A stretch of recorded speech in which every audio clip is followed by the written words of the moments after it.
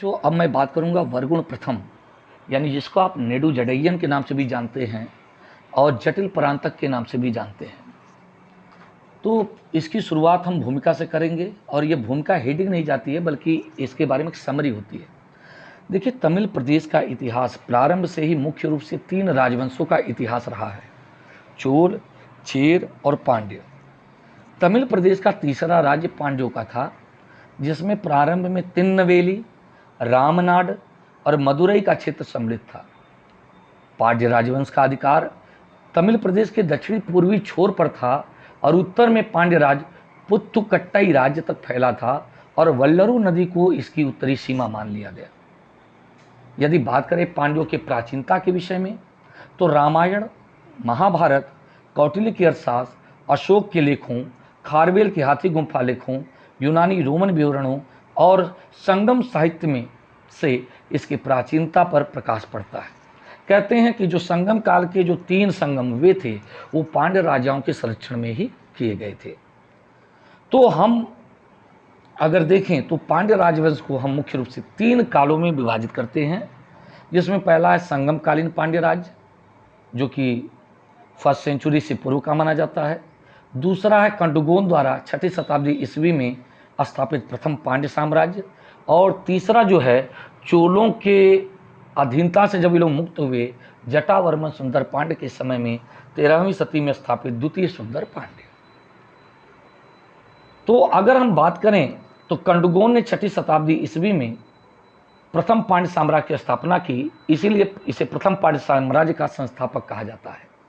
इसने कलब्रों को पराजित किया और 590 ईस्वी में पांड्य साम्राज्य की स्थापना की और इसने अपनी राजधानी कोरक्कई से हटा करके मदुरई में स्थापित किया। ध्यान रखिएगा, संगम काल में इसकी राजधानी कोरक्कई थी, लेकिन कालांतर में इसकी राजधानी मदुरई स्थापित होती है। कहते हैं कि मथुरा के जो कायस्थ लोग थे उन्हें माथुर कहा जाता था। यही माथुरों ने जाकर के पांड्य राज्य की स्थापना की, जो कालांतर में माथुर से मदुरा बना। इस वंश के प्रमुख शासकों में कंडुगोन, मारवर्मन राज सिंह, पल्लव भंजन, वर्गुण प्रथम, जिसको जटिल परांतक या पंडित वत्सल भी कहते हैं, मार सिंह द्वितीय, वर्गुण द्वितीय, जटावर्मन सुंदर पांड्य, कुलशेखर इत्यादि हैं।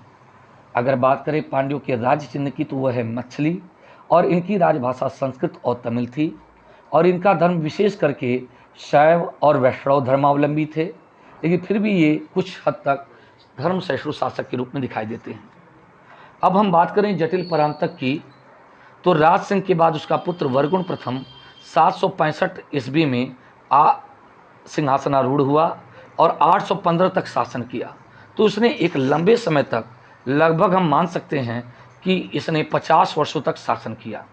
उसे नेडू जडैयन और जटिल परांतक के नाम से भी जाना जाता है। वह अपने वंश का एक महान पराक्रमी राजा सिद्ध हुआ। पांड्य वंश के राज्य की स्थापना ताम्रपर्णी नदी के किनारे स्थित कोरक्कई में हुई थी और यह कोरक्कई आधुनिक तिन्नवेली जिले में स्थित था, लेकिन बाद में पांड्य राजधानी मदुरई में स्थापित हुई। कहते हैं कि वर्गुण प्रथम के पिता मारवर्मन राज सिंह थे, जिनकी उपाधि थी पल्लव भंजन, और इनकी माता एक मालवा की राजकुमारी थी। इसका उत्तराधिकारी इसका पुत्र श्री वल्लभ था। कहते हैं कि वर्गुण प्रथम के कई उपाधियाँ थी, जिसमें महाराज, जटिल परांतक, पंडित वत्सल, परम वैष्णव इत्यादि थीं और यह वैष्णव धर्मावलंबी था, लेकिन यह धर्म सहिष्णु शासक के रूप में दिखाई देता है। यदि इसके स्रोतों के बारे में बात करें कि कहाँ से इसके बारे में जानकारी मिलती है, तो इसको कई लेख मिलते हैं। उसके शासन के तीसरे वर्ष से लेकर 47वें वर्ष तक के कई अभिलेख मिलते हैं, जिसमें सबसे प्रमुख है वेलवीकुडी दानपत्र लेख, जिसमें उसके पूर्वजों का इतिहास पता चलता है। उसकी उपलब्धियों का विवरण हमको दलवयपुरम, कलगू मालई लेख, तिरुअनंतपुरम म्यूजियम लेख, बृहत सुब्रमणूर लेख और बौद्ध ग्रंथ महावंश से इसके उपलब्धियों के बारे में सूचना मिलती है।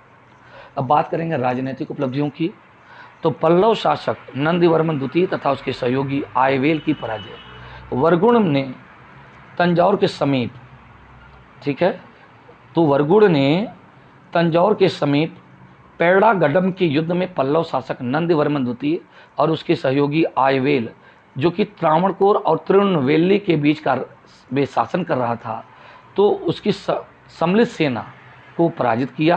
किसको? आयवेल और नंदीवर्मन द्वितीय को पराजित कर दिया। यही नंदीवर्मन द्वितीय था जिसको पल्लव मल्ल के नाम से भी जानते हैं। दूसरा है तंजौर, चेर और कोंगो देश पर विजय। देखिए, मद्रास संग्रहालय में सुरक्षित दानपत्रों से यह पता चलता है कि वरगुण ने तंजौर के शासक आदि गैमान को पुगलियूर, आईयूर, आयुर्वेली के युद्ध में पराजित किया था, हराया था।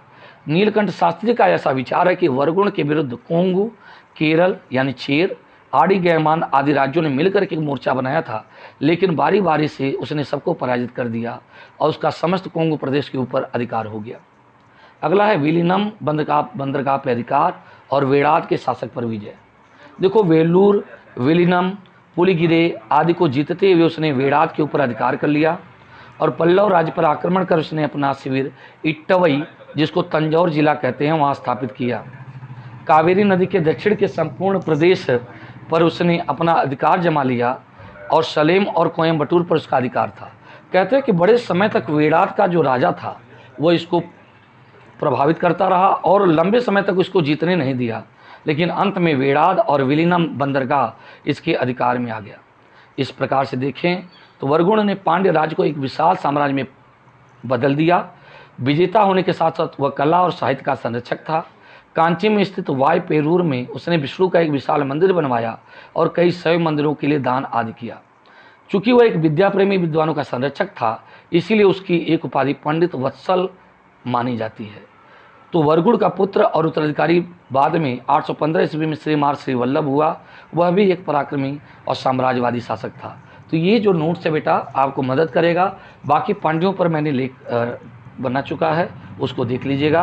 आपको आज के जो भी एग्ज़ाम के लिए तैयारी कर रहे हैं सबको शुभकामनाएं, आशीर्वाद।